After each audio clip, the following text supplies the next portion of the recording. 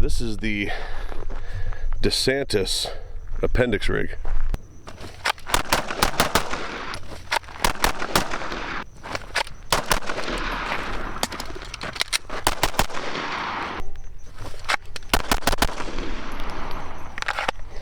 Hello everybody, so this is the DeSantis inside the waistband appendix holster. Now this is another one of those that I really didn't expect much out of when I first got it, but I've been pleasantly surprised by it. Now obviously this is not ambi like the last DeSantis holster that I reviewed, but has the same clips that just kind of pop over your belt real easily, has 3 points of adjustment up and down, although I don't know anybody that would want it all the way down here, because if I put it on the second one here, this buries up to here and you can't get a full grip on it. So this uppermost slot seems to be perfect for it. As you can see, it is optic compatible. It is not light compatible, but you can also use the 19X in it. Has the spare mag caddy.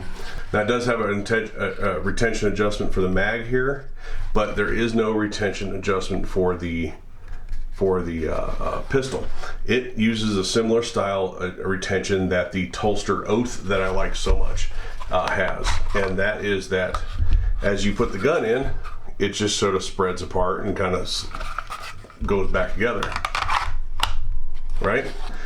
Now, this was entirely too strong when I first got it. As you can see, I had to relieve this almost completely, but I left the other side the other side is fine the way it is. So there was a little bit of maintenance there.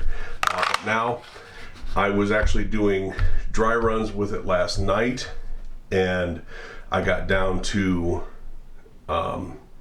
a consistent sub 1 second first shot on a timer. So I'm getting down there. Number one, I'm getting down there with practice. Anybody should be practicing, but this rig is, you know, allows for it too. I mean, good grip, good smooth draw, right? Good retention. It fits well. It's narrow. You know, it's narrow for being a +1 with no mag caddy holster. So let's see some of the finish items. So the finish on it, the outside finish on it is not great. Like you can see these lines that are in it for some reason. I can barely catch my thumbnail on them, but it seems like there's some extra lines in here. You can see right there that maybe they could have taken a little bit more care in the finish, outside finish of it. Now the edges are all buff smooth and professionally done, as you would expect from any professional company. You know, all the edges are nice and things like that.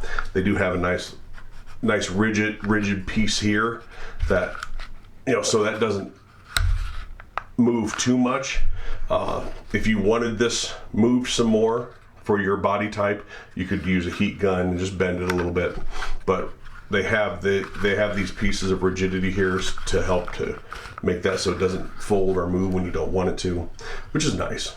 So this is tuckable. It's got the good aggressive clips on it that the other one did, the slim tuck, whatever it was called. Overall, I think this is a good holster. It is not as thick of quality, as thick of Kydex as some of the higher end ones out there. I think they could really pay more attention to the outside finish of it. I think these clip lengths are sort of ridiculous. Like I said, if you bring it all the way up to here, this is actually buried in your pants, and bring it all the way up here, this is actually way above here. So I think these clip lengths are a little ridiculous. These seem like an afterthought, like they got done with the holster and said, piss on it, I'll just throw these on.